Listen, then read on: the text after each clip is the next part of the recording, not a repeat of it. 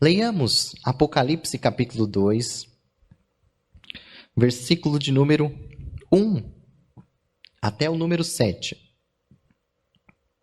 Apocalipse capítulo 2, nós vamos ler do versículo 1 ao versículo 7. Diz assim o texto bíblico: Ao anjo da igreja em Éfeso escreve: Estas coisas diz aquele que conserva na mão direita as sete estrelas e que anda no meio dos 7 candeeiros de ouro. Conheço as tuas obras, sei o seu labor e a sua perseverança, e que não pode suportar os homens maus, e que puseste à prova os que a si mesmos se declaram apóstolos e não são, e os achastes mentirosos. Tens perseverança e suportastes provações por causa do meu nome, e não te deixaste esmorecer. Tenho, porém, contra ti que abandonaste o teu primeiro amor. Lembra-te de onde caíste, arrepende-te e volta à prática das primeiras obras. Se não venho a ti, e moverei do seu lugar o seu candeeiro, caso não te arrependas. Tenho, contudo, ao seu favor que odeias as obras dos nicolaítas, as quais também eu odeio. Quem tem ouvidos, ouça o que o Espírito diz às igrejas. Ao vencedor, dar-lhe-ei que se alimente da árvore da vida, que se encontra no meio do paraíso de Deus. Amém? Que o Senhor nos abençoe na sua santa palavra, em nome de Jesus. O nosso tema dessa noite é o coração no lugar certo. Nos últimos anos eu tenho sido ministrado constantemente por essa carta linda, por essa carta maravilhosa que Jesus endereçou para a igreja em Éfeso. Por muitas vezes essa carta se tornou uma carta pessoal de Jesus para mim. E o Senhor tem ministrado de tantas formas e de tantas maneiras essa mensagem no meu coração, porque eu sempre me alegro quando o Senhor me dá a oportunidade de falar sobre ela. É uma carta realmente fascinante, é uma mensagem gloriosa, é uma mensagem que com certeza traz um despertamento e reflexões profundas. Esse é o desejo do meu coração nessa noite para nós, meus irmãos. O coração no lugar certo. Queria fazer uma pergunta para você. O que faz bater o seu coração? Na verdade, a pergunta é: o que faz acelerar o seu coração? O que faz o seu coração bater mais forte? O que fascina o seu coração? Diz que perguntaram para o Joãozinho o que ele fazia quando tinha dor no coração. E ele falou que ele apagava a luz, porque o que os olhos não veem, o coração também não sente. Jesus, irmãos, quando falou sobre o coração e sobre aonde bate o nosso coração, ele teve um cuidado bem rigoroso. Ele falou: olha, aonde estiver o seu tesouro, também ali estará o seu coração. Ninguém pode servir a 2 senhores, porque se o seu coração se assenhorar de um, você vai desagradar o outro. E Jesus falou: olha, tome cuidado com aquilo que você fixa os seus olhos, porque naquilo que você fixa os seus olhos, aquilo vai criar uma paixão no seu coração, vai se tornar o seu tesouro, e o seu tesouro vai ser o Senhor dos seus pensamentos e das suas atitudes. E por várias vezes, tanto no Antigo Testamento quanto no Novo Testamento, a gente vê um apelo de Deus pelo desejo de ser o número 1, de ser o centro, de ser o tesouro do nosso coração. E eu fiquei pensando e me perguntando o porquê é que Deus se interessa tanto pelo nosso coração. E eu coloquei aqui 3 pontos fundamentais que penso eu que podem responder essa pergunta. Em primeiro lugar, é porque Deus deseja ser amado por nós. Você já pensou na profundidade dessa declaração que eu acabei de falar? Deus deseja ser amado por você. Deus deseja ser amado por mim.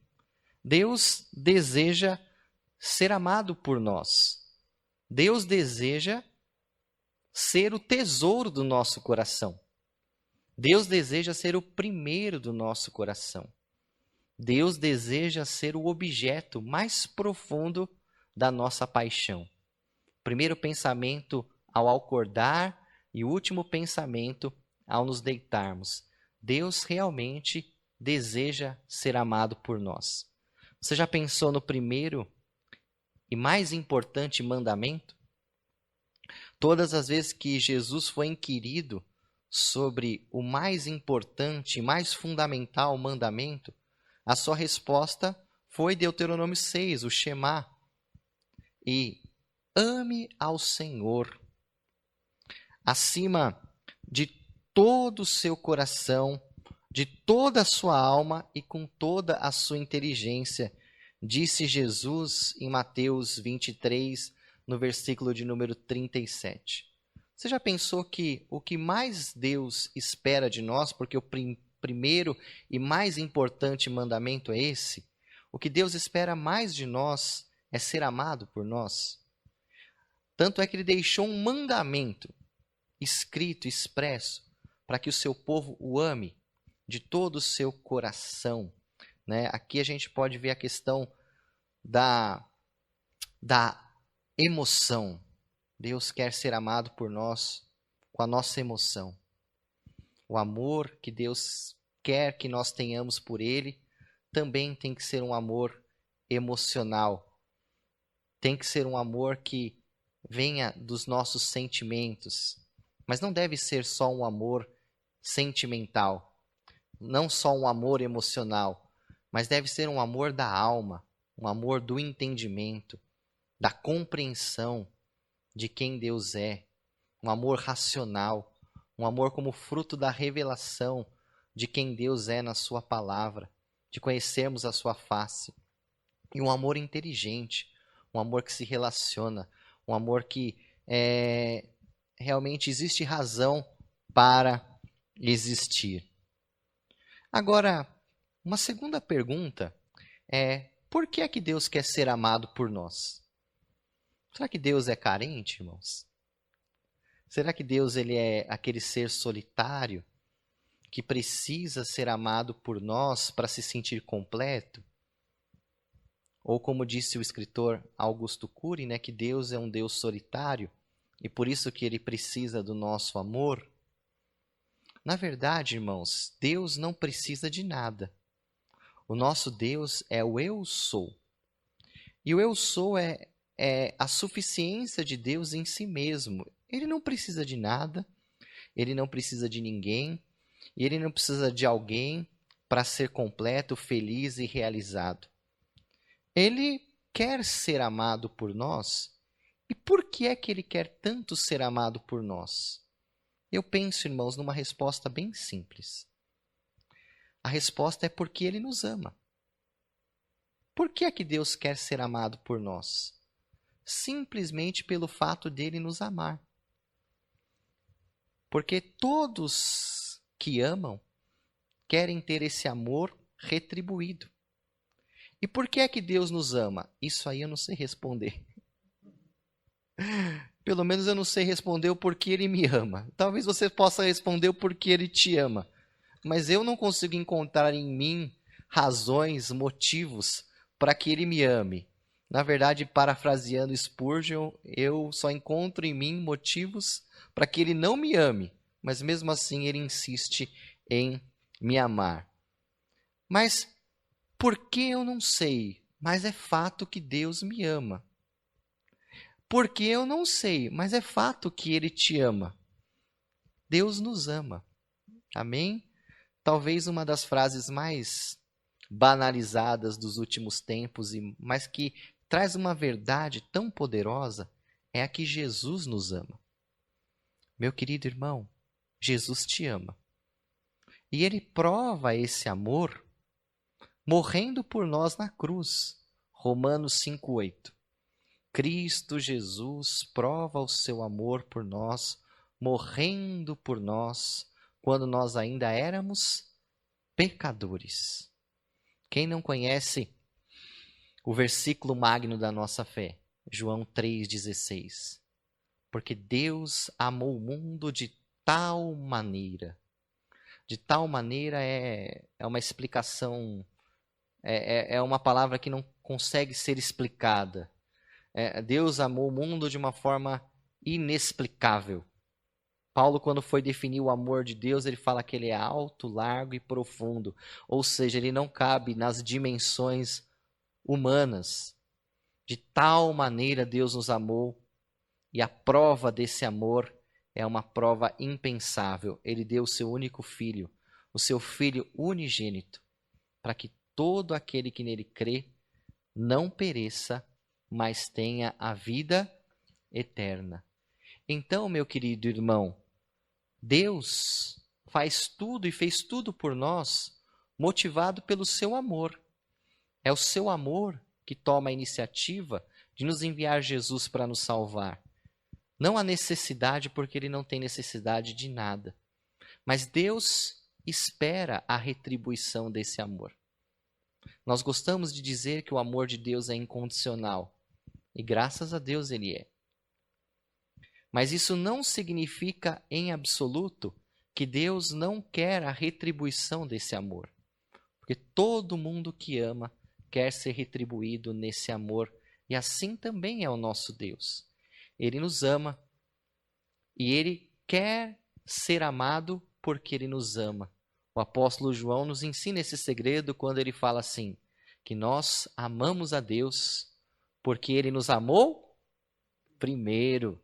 Ou seja, Deus primeiro nos amou para que através desse amor ele possa nos atrair para amá-lo também. Posso ouvir um amém? Eu comecei essa mensagem perguntando o que faz bater o seu coração mais forte. Eu vejo na Bíblia que o coração de Jesus bate mais forte por alguns temas, por algumas questões, e eu não posso abranger todos eles, mas eu quero dizer apenas um. O coração de Jesus bate mais forte pela sua igreja. Quando nós vemos a linguagem de Jesus ao se referir à sua igreja, a gente vê que a igreja do Senhor Jesus é o alvo do seu amor e faz o seu coração bater mais forte. A igreja é a noiva do Senhor. É a esposa desejada, a esposa amada. É o objeto do amor de Jesus. Jesus, quando se refere à igreja, no único texto que ele mesmo falando se refere à igreja, ele usa o pronome possessivo dizendo, minha igreja. A igreja faz o coração de Jesus bater mais forte. Posso ouvir um amém? E a igreja é o alvo do amor de Jesus. E a igreja é a noiva do Senhor Jesus. A igreja tem dono. Então eu penso que Deus nos ama porque ele quer ser amado. E quando a gente lê as cartas que Jesus escreve para as suas igrejas, a gente vê a ternura de Jesus pela sua igreja, na forma como ele contempla, na forma como ele corrige, na forma como ele promete, na forma como ele cuida. E esse olhar de Jesus também está presente na igreja de Éfeso. E nós poderíamos falar muitas coisas a respeito dessa carta, mas eu quero falar uma só, irmãos. Depois trazer uma aplicação prática para a nossa vida.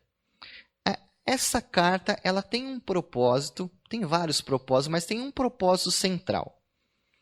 Ele queria que essa igreja continuasse mantendo o coração no lugar certo. Se você for lê-la, você vai ver que eles mantinham a atitude correta, o trabalho correto, a doutrina correta, mas no meio do caminho eles perderam o coração. O coração já não estava mais no lugar certo. O coração já não estava mais apaixonado e amando Deus acima de todas as coisas. Existe algo mais trágico do que perder o coração em algo que a gente faz para Deus? Existe. É perder o coração, é perder o amor que nós temos por Deus. Mais trágico do que você perder o amor por aquilo que você faz para Deus, é você perder o seu amor por Deus. E continuar fazendo algo para Deus, ainda que com amor pelo que você faz, mas não por amor por quem você faz. Percebeu? Então eu posso continuar amando o que eu faço, mas não amando para quem eu faço. Talvez foi isso que aconteceu com essa igreja. Eles continuavam amando a sã doutrina, amando as obras, amando as atividades da igreja, mas tinham perdido o amor para com quem ou para quem eles faziam. Infelizmente, irmãos, existem pessoas que cometem adultério espiritual com a igreja. Como assim, pastor? Amam mais a igreja do que o Senhor da igreja. Amam mais a obra do que o Senhor da obra. E não existe algo mais triste do que isso. Vocês lembram do episódio de Marta e Maria? Aquele episódio ele é incrível, né? Marta, ela, em algum momento, ou talvez naquele momento, perdeu o sentido do para que ela fazia o que ela estava fazendo. E Maria continuava focada no sentido e no motivo. O trabalho de Marta era muito importante. Eu vejo as pessoas criticando Marta, né? Mas o trabalho de Marta era importante, mas talvez ela tinha perdido o motivo pelo qual ela estava fazendo aquilo. E Maria não. Maria, ela continuava com o motivo pelo qual as coisas eram feitas. Jesus de forma nenhuma está censurando o fazer, irmãos. Na verdade, ele está elogiando.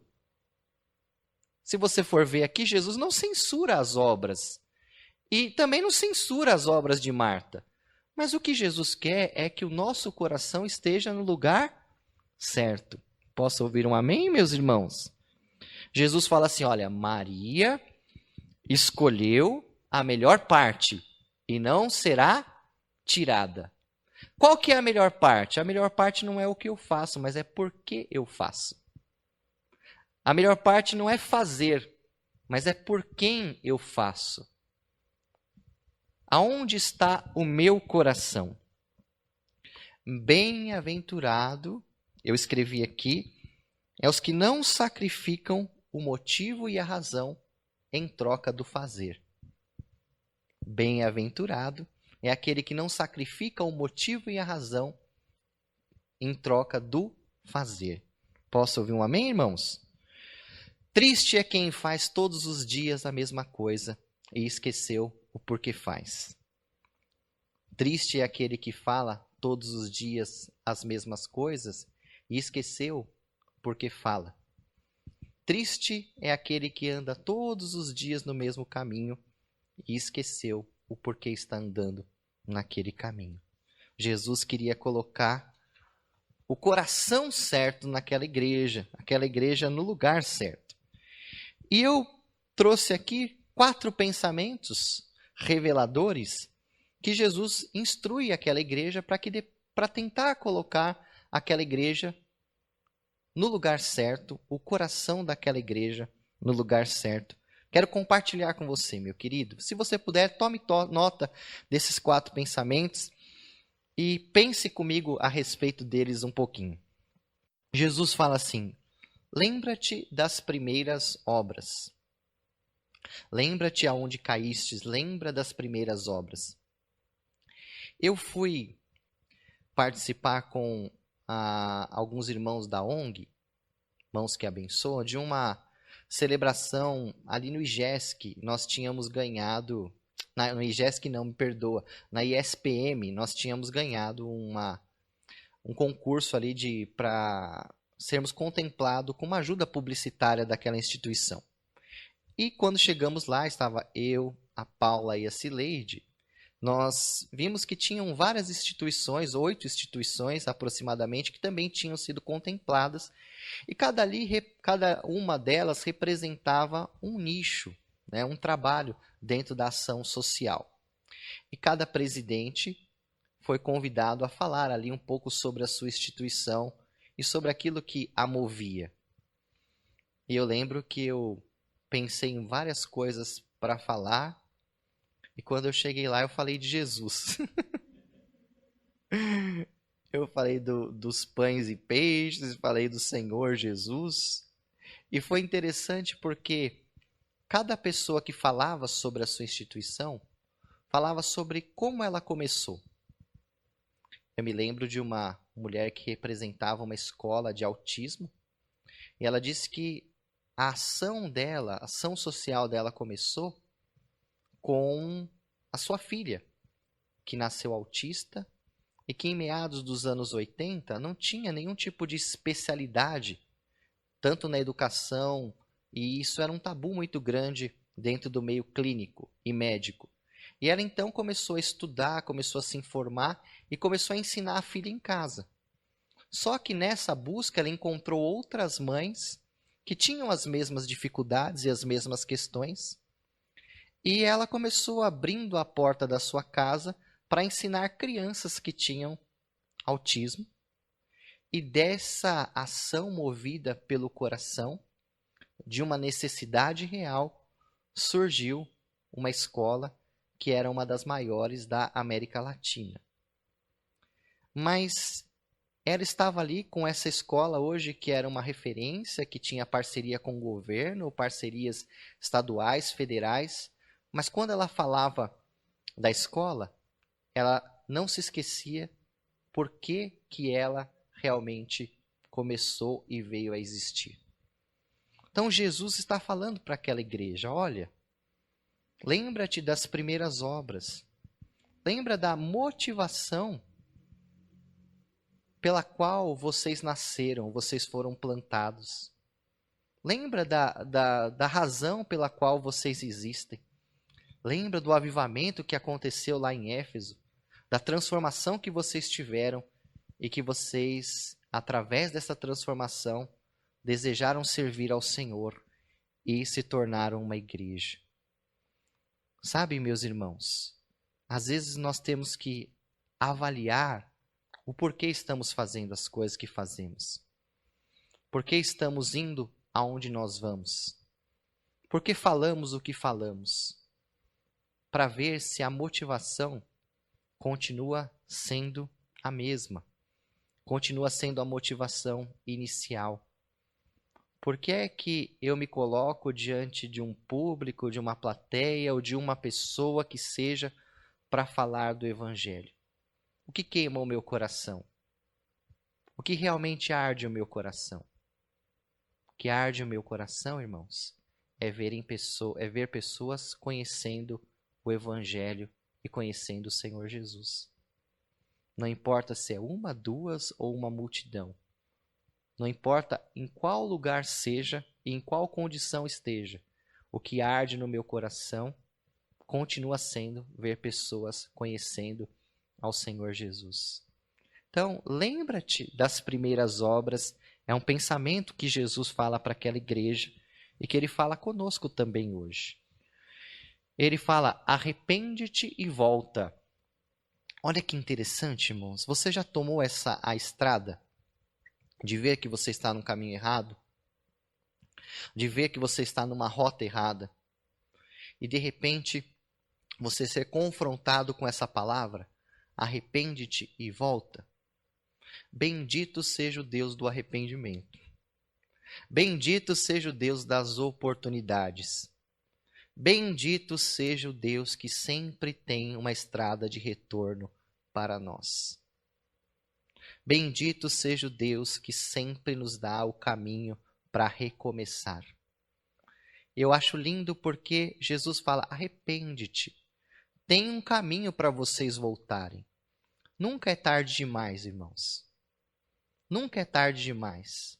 Enquanto há fôlego de vida nos seus pulmões, essa estrada do arrependimento está aberta. E Deus sempre está nos esperando com os braços abertos para nos receber nela. Os homens podem fechar as oportunidades. Os homens podem dizer, não, você não tem mais jeito, você ultrapassou os limites, você quebrou todas as chances, mas não é assim com o nosso Deus. Quando o filho pródigo falou assim, eu vou me levantar e eu vou voltar. Lá estava o pai, com os braços abertos, esperando ele com amor, com perdão, com redenção, com restituição. Assim é o nosso Deus. Assim é o nosso Senhor Jesus. Quando ele fala arrepende-te e volta, ele está com os braços abertos para nos abraçar, para nos restituir e para nos levar no lugar que ele não gostaria que nós tivéssemos saído. Que tal você pegar essa estrada hoje do arrependimento e voltar às primeiras obras? Jesus ele fala um terceiro pensamento, se não moverei o seu candeeiro. E eu fiquei pensando sobre essa expressão de Jesus. E o que ele está querendo dizer é que quando a gente perde o propósito pelo qual alguma coisa existe, ou veio a existir, logo aquilo deixa de existir. Jesus falou, olha, uma árvore que não dá fruto, o meu pai corta e lança no fogo. Porque uma árvore foi feita com o propósito de dar fruto. E quando alguma coisa perde o propósito pelo qual ela existe, logo ela deixa de existir. Então Jesus estava falando, olha, se vocês perderem o primeiro amor, se vocês perderem o amor por mim, se vocês perderem realmente o desejo de me amar, de me glorificar, de me exaltar, de me entronizar, de me revelar ao mundo, vocês vão desaparecer, porque vocês vão ter perdido o real propósito pelo qual vocês existem. Tudo que a gente perde o propósito, irmão, deixa de existir.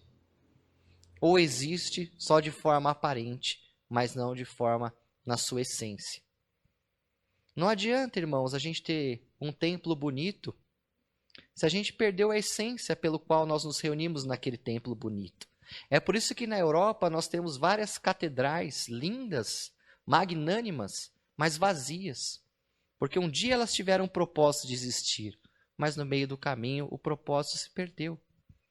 Então, meu querido, se você não voltar por propósito, se não voltar realmente a colocar o seu coração no lugar certo, com certeza você vai destruir aquilo que você perdeu o propósito. Em último lugar, o quarto pensamento é uma promessa de Jesus e uma conclusão que eu faço.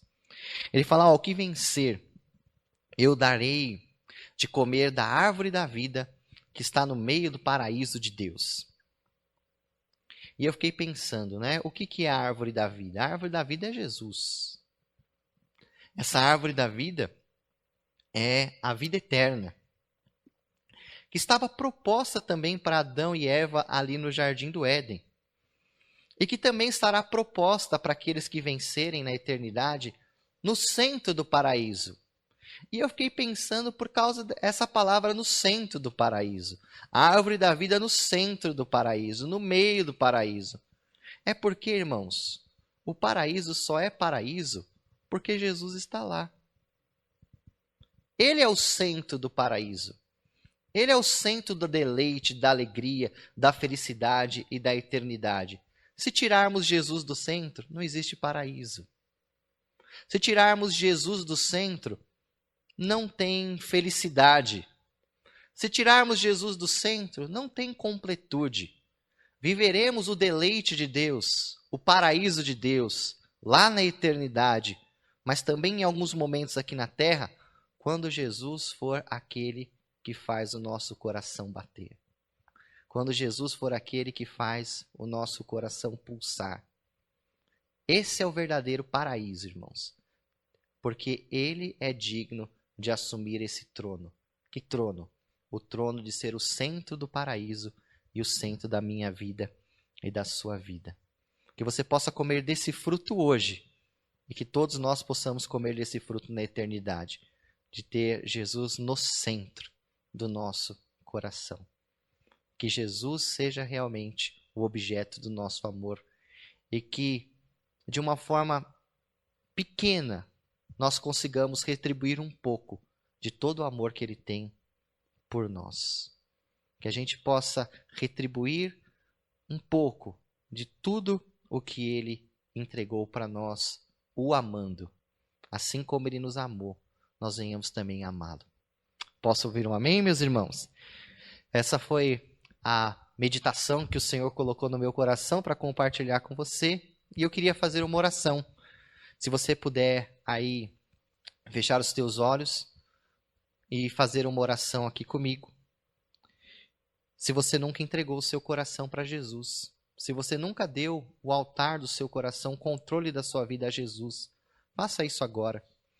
Talvez você colocou um homem no controle da sua vida, uma mulher no controle da sua vida, e a sua vida está toda bagunçada. Você se sente frustrado, você se sente frustrada, você se sente angustiado, você se sente vazio. É porque homem e mulher nenhum é digno de ocupar esse lugar que pertence somente a Deus. Dê a Deus, filha, dê a Deus, filho, o trono do seu coração. Ele merece e Ele vai saber zelar do seu coração.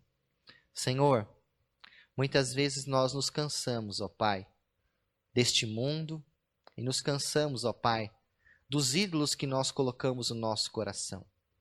Pedimos perdão se temos colocado ídolos no nosso coração, que não sejam o Senhor.